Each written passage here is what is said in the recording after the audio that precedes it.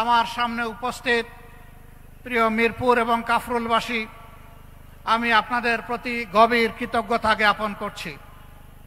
মূল্যবান সময় কোরবানি করে আপনারা এখানে হাজির হয়েছেন আমাদের দুটি কথা শোনার জন্যে। মহান রব্বুল আলমিনের দরবারে শুকরিয়া আদায় করছি, তিনি এরকম একটি আয়োজনে আমাদেরকে আজকে হাজির হওয়ার তৌফিক এনায়েত করেছেন। আমি গভীর শ্রদ্ধার সাথে তাদেরকে স্মরণ করছি। 15.5 বৎসরের ফ্যাসিস্ট আমলে সূচনা থেকে শেষ পর্যন্ত যারা লড়ে গেছেন, জীবন দিয়েছেন, আহত পঙ্গু হয়েছেন, বারবার কারাবরণ করেছেন, চাকরি হারিয়েছেন, বিভিন্নভাবে নির্যাতিত হয়েছেন, আমি আজকের এই জনসভা থেকে তাদেরকে গভীর শ্রদ্ধার সাথে স্মরণ করছি। বিশেষভাবে স্মরণ করছি 24 জুলাইয়ে যারা গগনভেদী আওয়াজ তুলে ফ্যাসিবাদের তক্তে তাউসকে কাঁপিয়ে দিয়েছিল, তছনছ করে দিয়েছিল, ফ্যাসিবাদকে বাংলাদেশ থেকে তাড়িয়ে দিয়েছিল। আমি তাদের প্রতি বিশেষভাবে শ্রদ্ধা নিবেদন করছি। যারা জীবন দিয়েছেন, আল্লাহ তাদেরকে শহীদ হিসাবে কবুল করুন। যারা আহত হয়েছেন, আল্লাহ পাক তাদেরকে সুস্থতার নিয়ামত দান করুন। যারা দফায় দফায় কারাবরণ করেছেন, বিভিন্নভাবে নির্যাতিত হয়েছেন, রব্বুল ইজ্জত তাদেরকে দুনিয়া এবং আখিরাতে সম্মানে ভূষিত করুন। প্রিয় দেশবাসী, একটু আগে আমার হাতে একটা প্রতীক তুলে দেওয়া হয়েছে। এই প্রতীক বড় ভারী। এই প্রতীক হচ্ছে ইনসাফের প্রতীক। আমাদের সমাজে সব ধরনের বৈষম্য, দুঃশাসন, দুর্নীতি, এই সবগুলার মূল কারণ হলো ইনসাফ না থাকা।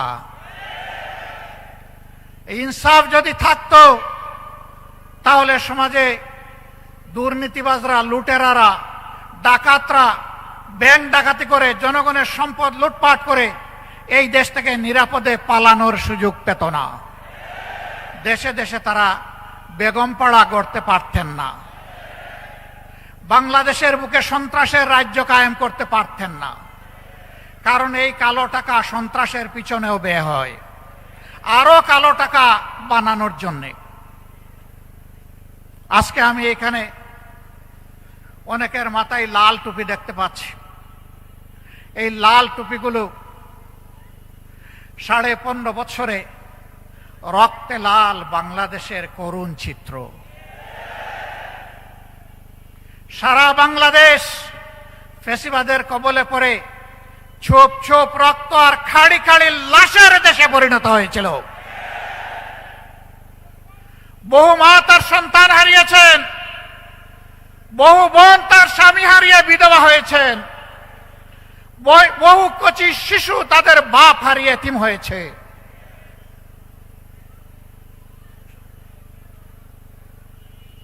শুধু তাই নয়, আমরা জানি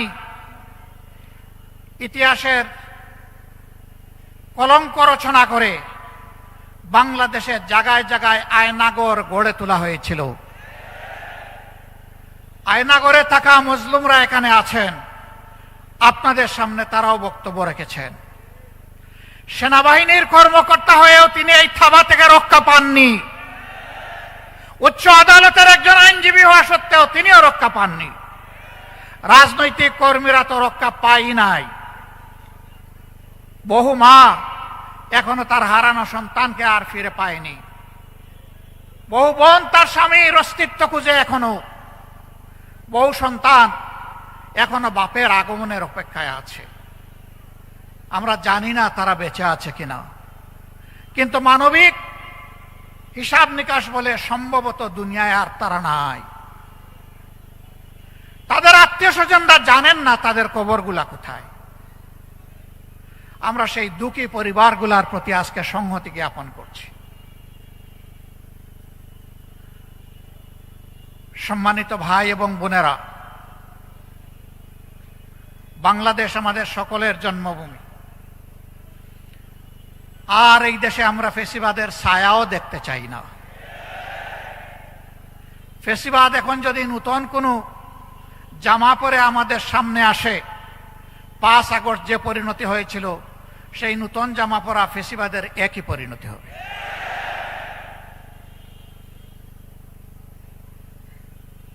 বহু ত্যাগ এবং কোরবানির পর এই যে এখানে আপনারা যারা বসে আছেন, আমি বিশ্বাস করি তার কমপক্ষে 40 ভাগ মানুষ বিগত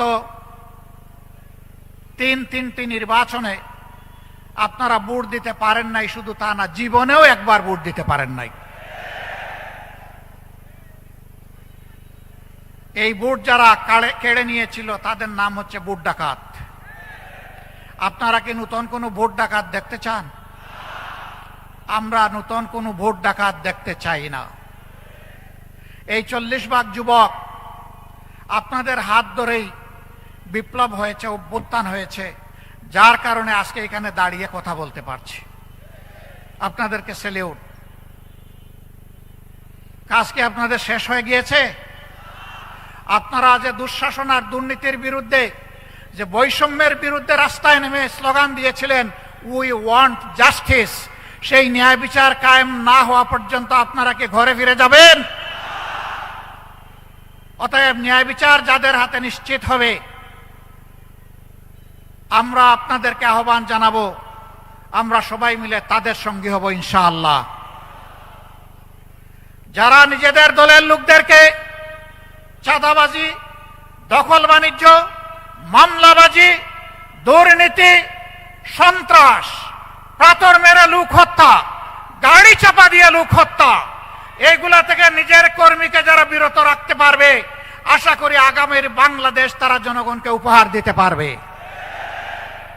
আর যারা এগুলা পারবে না, তারা যত রঙিন স্বপ্ন জাতিকে দেখাবেন, জাতি তাদের এই মতলব বুঝতে জাতির মোটেই কোনো অসুবিধা হবে না। প্রিয় ভাইয়েরা, আমি কারো সমালোচনার দিকে যেতে চাই না। কেন চাই না জানেন? আমি যখন ডান দিকে, বাম দিকে, সামনে, পিছনে চোখ মেলে তাকাই, তখন অন্তত ছোট্ট একটা জায়গাতে গিয়ে শান্তি পাই যে যারা ফ্যাসিবাদ কায়েম করেছিল এবং তাদের যারা মূল দূষর ছিল, এখন তাদেরকে দেখতে পাই না। এখন আছেন তারা যারা ফ্যাসিবাদের জাতাকলে পিষ্ট হয়েছিলেন। তাদের প্রতি, সকলের প্রতি আমাদের বিনয়ী অনুরোধ, ফ্যাসিবাদের যে কষ্টটা আমরা আপনারা সকলে ভোগ করেছি, মেহেরবানি করে এই কষ্টটা কেউ আর জনগণকে দিবেন না। কিন্তু এখনো দিচ্ছেন। আমরা দেখতে চাই এগুলো বন্ধ হচ্ছে। যদি বন্ধ না হয়, তাহলে আগামী 12 তারিখ জনগণ 2টা হা ভোট দিবে আর অনেকগুলা না ভোট দিবে ইনশাআল্লাহ। একটা হা ভোট হচ্ছে পরিবর্তনের আকাঙ্ক্ষায়, ঘুরে ধরা রাজনীতির কাঠামো পরিবর্তন করার আকাঙ্ক্ষায় জনগণ মুখিয়ে আছে। এই জন্য জনগণ গণভোটে হা বলবে ইনশাআল্লাহ। আপনারা কি হা ভোটের পক্ষে লড়াই করে যাবেন? দ্বিতীয় হা হচ্ছে দেশের সার্বভৌমত্ব এবং স্বাধীনতা, শিশু থেকে আবাল বৃদ্ধ বনিতা, মা বোন থেকে শুরু করে ভাই ভাতিজা সবাই, সকলের অধিকার প্রতিষ্ঠিত করার অঙ্গীকার নিয়ে রাস্তায় নেমেছে, মাঠে এসেছে। নির্বাচনী মাঠে 10 দলীয় সমঝোতার জোট। এই 10 দলকে বিজয়ী করার মানে হচ্ছে আধিপত্যবাদের বিরুদ্ধে হা ভোট। এর অর্থ হচ্ছে চাঁদাবাজের বিপক্ষে হা ভোট। এর অর্থ হচ্ছে দখলদারদের বিরুদ্ধে হা ভোট। এর অর্থ হচ্ছে ফ্যাসিবাদের বিরুদ্ধে হা ভোট। এর অর্থ হচ্ছে ব্যাংক ডাকাতদের বিরুদ্ধে হা ভোট। এর অর্থ হচ্ছে মা বোনদের ইজ্জতের উপর যারা হাত দেয় তাদের বিরুদ্ধে হা ভোট। এই সব মিলে একটা হা ভোট হবে। আজকে এখানকার এই আসনের প্রার্থী হিসাবে আমার হাতে পাল্লা তুলে দেওয়া হয়েছে। আমার সাথে 10 দলের আরো কিছু প্রার্থী এখানে আছেন। আমি তাদের হাতেও আপনারা অনুমতি দিলে আপনাদের পক্ষ থেকে প্রতীক তুলে দিতে চাই। আপনারা খুশি আছেন? নাহিদ ইসলাম প্রথমে আসবেন।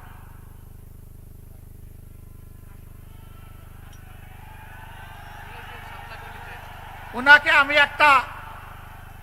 আমি একটা সমন্বিত প্রতীক ওনার হাতে তুলে দিচ্ছি। বাকিদের হাতে দিব দাড়ি পাল্লা, ওনার হাতে পাল্লা কলি। ওনার হাতে কি দিচ্ছে? পাল্লা কলি। এই দেখেন পাল্লা আছে, এইটার মাথায় একটা কলি আছে, এইটাকেই শাপলা কলি আপনারা ধরে নেবেন ইনশাআল্লাহ। ঢাকা 11 আসনের যারা ভোটার তাদের জন্য আমরা ইনসাফের প্রতীকের সাথে শাপলা কলি আমরা নাহিদ ইসলাম, যিনি জাতীয় নাগরিক পার্টির আহ্বায়ক, তার হাতে আমরা তুলে দিচ্ছি।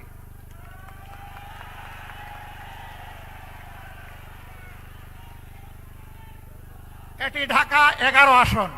এবার ঢাকা 12 আসন। ঢাকা 12 আসনে বাংলাদেশ ইসলামী ছাত্র শিবিরের প্রতি বাংলাদেশ জামাতে ইসলামীর কেন্দ্রীয় নির্বাহী পরিষদের সম্মানিত সদস্য জনাব সাইফুল আলম খান মিলন, তার হাতে আমরা পাল্লা তুলে দিলাম।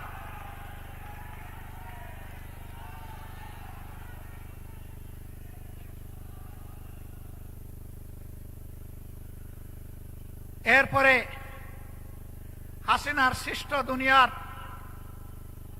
জাহান্নাম সম আয়নাগরের বাসিন্দা আমাদের কলিজার টুকরা ব্যারিস্টার আহমদ বিন কাসেম আরমান, যিনি 14 আসনে ন্যায় এবং ইনসাফের পক্ষে জনগণের ইনশাআল্লাহ বিজয় ছিনিয়ে আনবেন, তার হাতে আমরা পাল্লা তুলে দিলাম।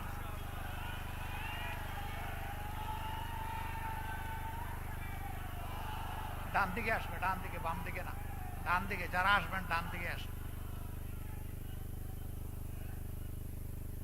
এরপরে পার্শ্ববর্তী আসন ঢাকা 16 আসনে সেনাবাহিনীর সাবেক একজন কর্মকর্তা কর্নেল জনাব আব্দুল বাতেন সাহেবের হাতে আমরা ইনসাফে আল্লাহ তুলে দিচ্ছি। এই আশায় এবং এই আহ্বানে 16 নম্বর আসনের ভোটাররা ইনশাআল্লাহ বিপুল ভোটে দাড়িপাল্লাকে বিজয়ী করবেন ইনশাআল্লাহ।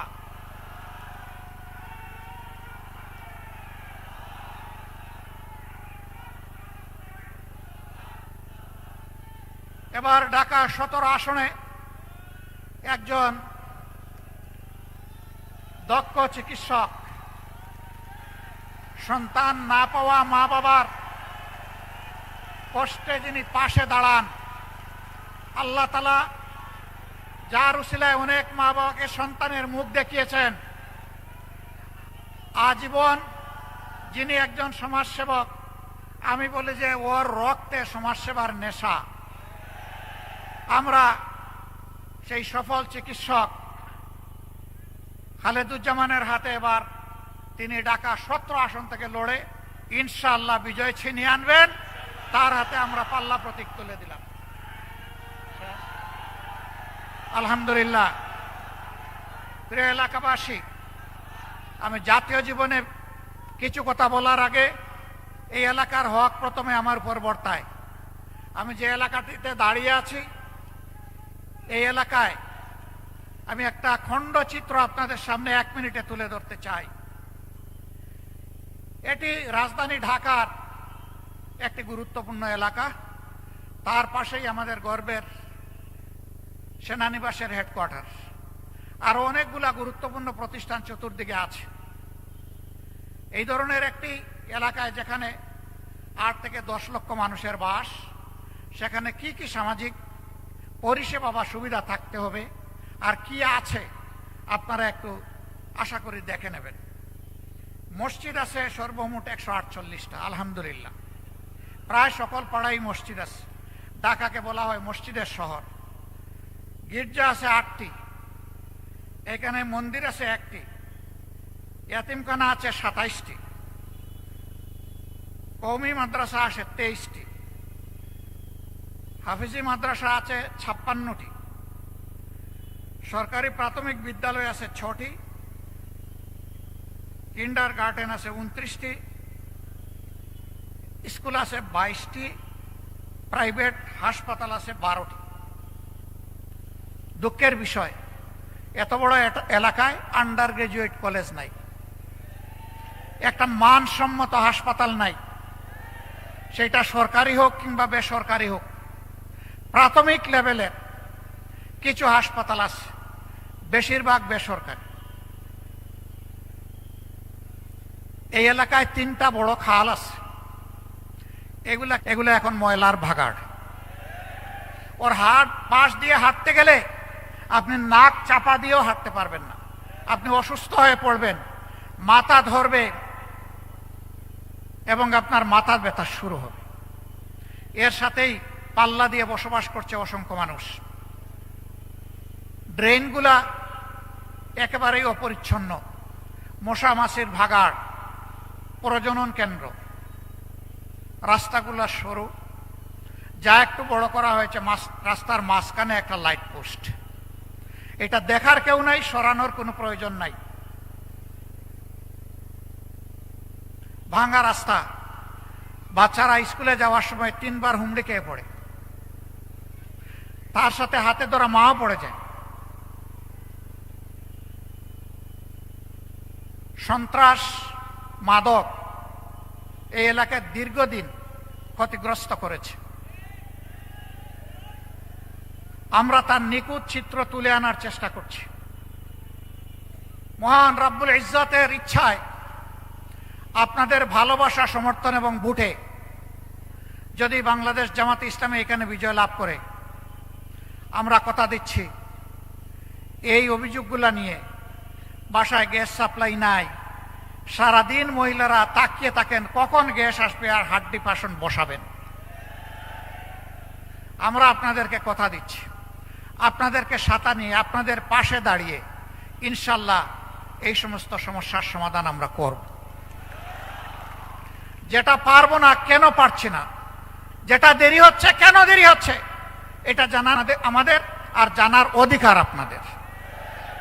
আমরা তা আপনাদের সামনে স্পষ্ট করব।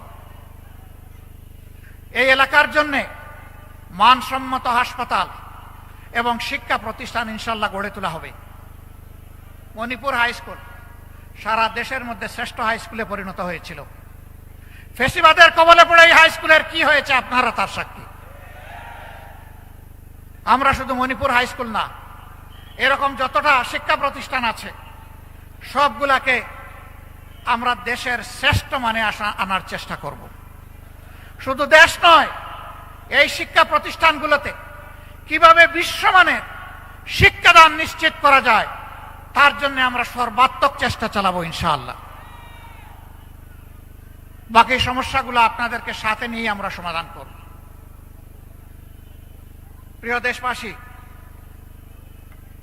আমি আজ আপনাদের সামনে দাঁড়িয়েছি বাংলাদেশ জামাতে ইসলামের আমির হিসাবে না,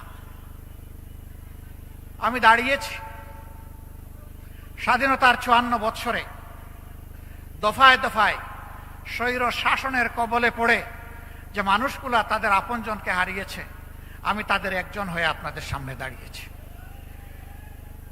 আমি আপনাদের সামনে দাঁড়িয়েছি যেই মানুষগুলা গুমের শিকার হয়েছে, সেই মানুষগুলা দুঃখী পরিবারের হয়ে। আমি আপনাদের সামনে দাঁড়িয়েছি ওই শিশুর হয়ে, গরিবের ঘরে জন্ম নেওয়ার কারণে যার কপালে শিক্ষা জুটে না, পথ হারিয়ে সে এক পর্যায়ে অন্ধকার জগতে, অন্ধকার গলিতে ঢুকে যায়। আমি সেই সুবিধা বঞ্চিত শিশুর পক্ষ হয়ে এখানে দাঁড়িয়েছি। আমি দাঁড়িয়েছি রাস্তাঘাট পরিচ্ছন্নতার কাজে যে সমস্ত কর্মীরা রক্ত পানি করা ঘাম ঝরান, কিন্তু তারা তাদের শ্রমের ন্যায্য পাওনাটা পান না, সমাজ যাদেরকে সম্মানের চোখে দেখে না, আমি তাদের সম্মান ফিরিয়ে দেওয়ার জন্য এখানে দাঁড়িয়েছি। আমি দাঁড়িয়েছি ওই সমস্ত শ্রমিক সমাজের জন্য, আমার ভাই বোনদের জন্য, গার্মেন্টস শ্রমিক থেকে শুরু করে যত পর্যায়ের শ্রমিক অঙ্গন আছে, যাদের উপর বৈষম্য করা হয়, অবিচার করা হয়, তাদের একজন হয়ে তাদের অধিকার প্রতিষ্ঠার জন্য দায়িত্ব নিয়ে আমি এখানে দাঁড়িয়েছি। চা বাগানের শ্রমিকরা যুগ যুগ ধরে দুইটা বড় নিয়ামত থেকে তারা বঞ্চিত, একটা শিক্ষার আলো আর একটা স্বাস্থ্য সেবার অধিকার। এই দুইটা থেকে তারা যুগ যুগ ধরে বঞ্চিত। আমি দাঁড়িয়েছি তাদের হয়ে কথা বলতে।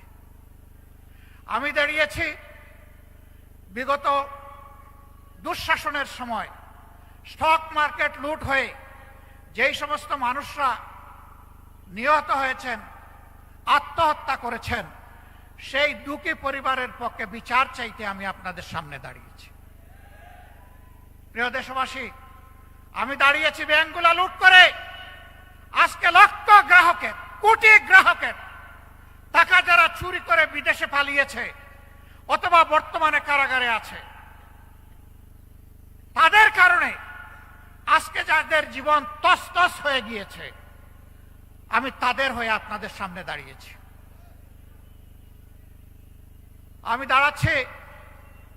আমি দাঁড়িয়ে আছি 24-এর বিপ্লবীদের হয়ে। আজকে বিভিন্ন জায়গায় তাদের উপর অত্যাচার এখনো বন্ধ হয়নি, তার বাস্তব প্রমাণ শহীদ শরীফ উসমান ইবনে হাদি। তার কণ্ঠ ছিল আধিপত্যবাদের বিরুদ্ধে, কণ্ঠ ছিল চাঁদাবাজদের বিরুদ্ধে, কণ্ঠ ছিল দুর্নীতিবাজদের বিরুদ্ধে, কণ্ঠ ছিল যুবকদের প্রত্যাশার একটা বাংলাদেশ গড়ার পক্ষে। যারা তা চায় না তারা তাকে শেষ করে দিয়েছে। কিন্তু না, হাদি শেষ হয়ে যায়নি। হাদি একজন ছিল, এখন 18 কোটি হাদি তৈরি হয়েছে। 18 কোটি হাদি, 18 কোটি মানুষের অন্তরে হাদি এখন শ্রদ্ধার বিপ্লবের আসন সে দখল করে নিয়েছে।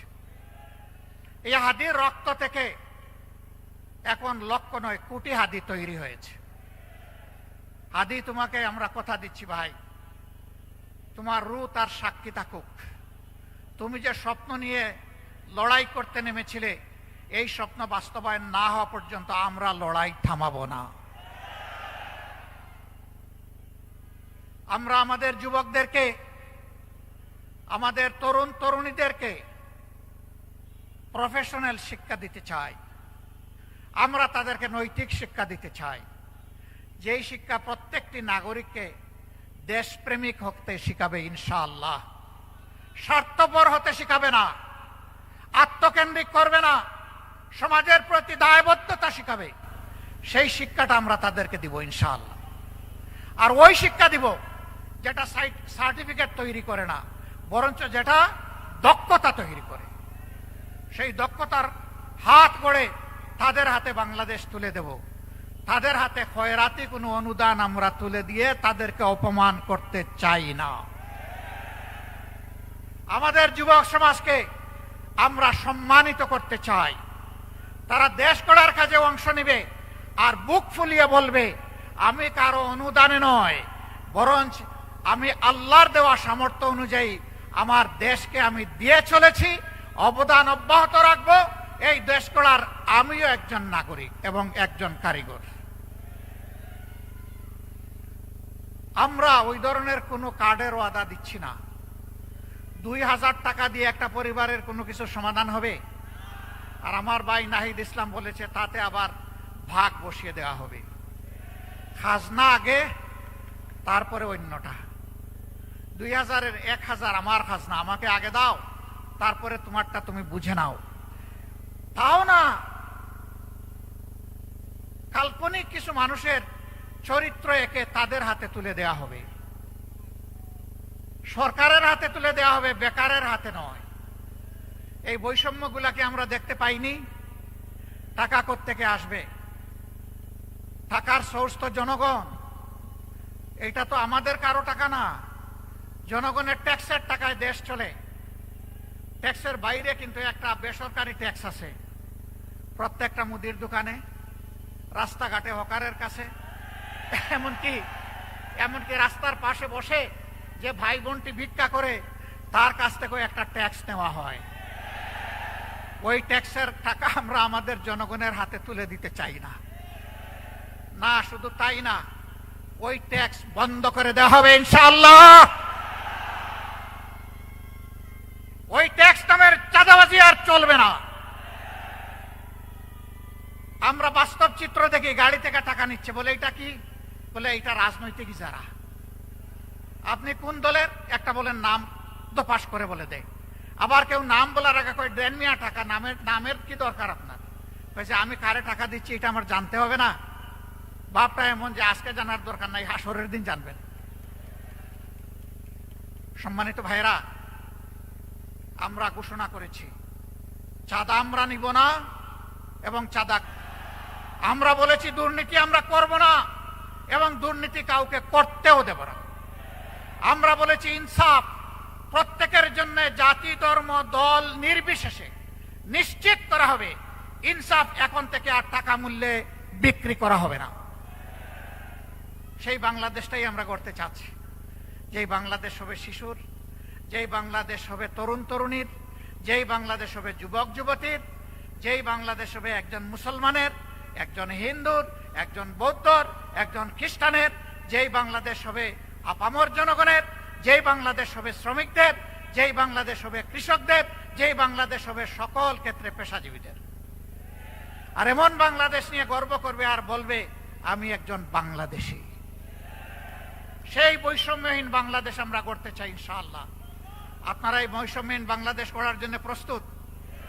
তাহলে আজ থেকে 10 দলের যার যেখানে প্রতীক সেইটার পক্ষে আপনারা সর্বশক্তি নিয়োগ করে আপনারা ন্যায়ের পক্ষে, ইনসাফের পক্ষে আগামী 12 তারিখ একদিকে রেফারেন্ডামে হা, গণভোটে হা, আর এই 10 দলের প্রতীকে হা, এই দুই জায়গায় হা দিয়ে জনগণের বিজয় ছিনিয়ে আনবেন ইনশাআল্লাহ। এই বিজয় কোনো পরিবারের হবে না, এই বিজয় কোনো গোষ্ঠীর হবে না, এই বিজয় হবে আপামর জনগণের ইনশাআল্লাহ। সম্মানিত ভাইরা, কার কার ঘরে নারী নাই একটু হাত তুলেন। মা বোন নাই কার কার ঘরে একটু হাত তুলেন দেখি। একটাও হাত নাই। নারী পুরুষ মিলেই সমাজ। মায়েরা সম্মানের জাতি।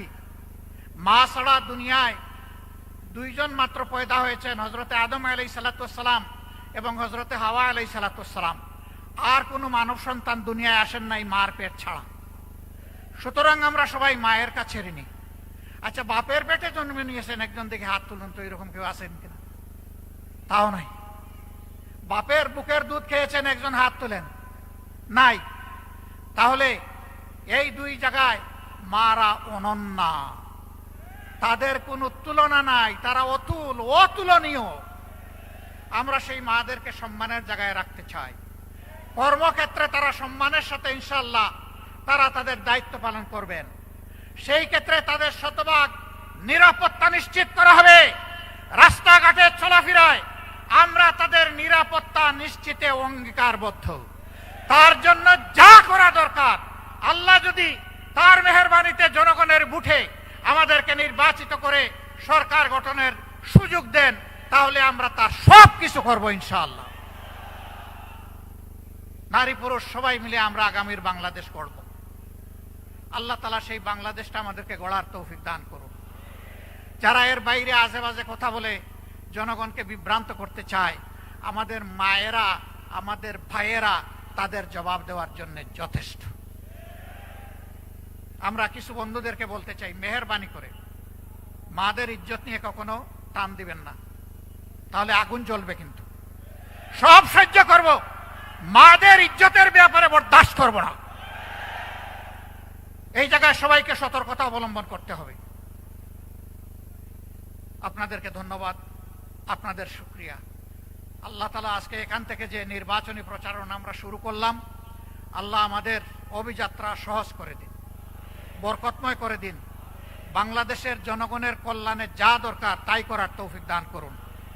আখের আল্লাহ রাব্বুল আলামিন আমাদেরকে একটি নিরাপদ, মানবিক, বৈষম্যমুক্ত, দুর্নীতিমুক্ত একটা ইনসাফের বাংলাদেশ গড়ার তৌফিক আল্লাহ তাআলা আমাদেরকে দান করেন।